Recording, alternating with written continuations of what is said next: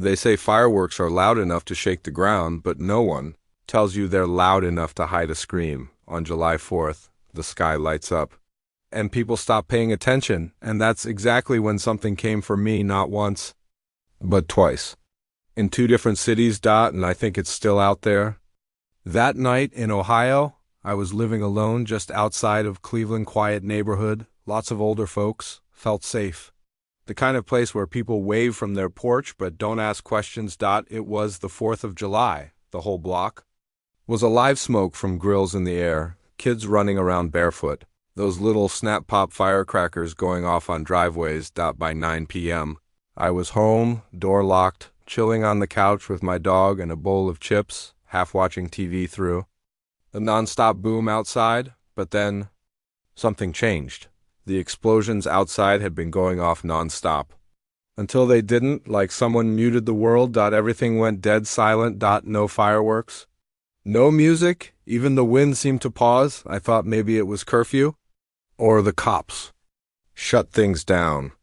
But something about the quiet didn't feel normal.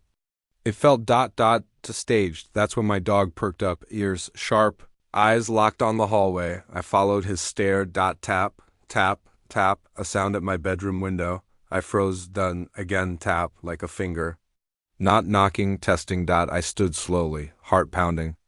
Grabbed the bat by my door. Suddenly, footsteps on the side gravel, then scrape. Scrape like fingers dragging along siding. Someone was circling the house. I whispered to 911, told them someone was outside. They said, "Stay low. Lock yourself." In, I did. I crouched in my bathroom, heart pounding like a war drum, clutching the phone with sweaty hands. When police arrived 7 minutes later, they found footprints in the dirt leading straight to my window and back out through my unlocked side gate. The officer looked at me and said, "We were just down the block. If you hadn't called when you did..."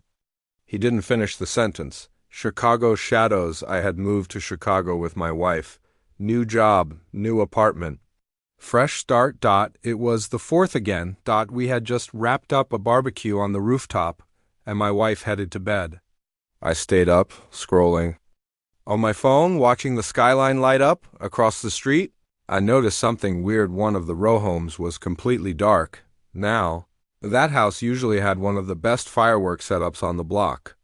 The guy who lived there was always blasting music, inviting the neighborhood over, but that night, nothing. Just one dull lamp in the front window. That's when I saw it. A figure just inside the doorway. Not moving, just standing, then another shape. Much smaller, crawling or maybe dragging. I blinked. Looked again. The front door was cracked open. Something in me wanted to look away, pretend it was just a trick of the light, but I didn't.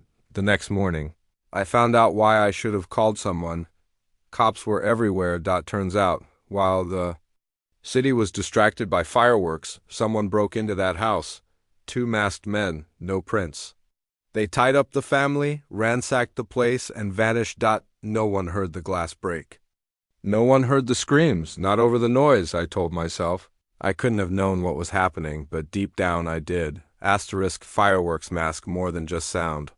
They mask intent, and once the sky goes quiet again, you're left with what came through the cracks. Call to action: if this story made you double-check your windows, smash that subscribe button and drop a comment below. Have you ever felt like someone was watching you on a holiday? I'll be reading every single one.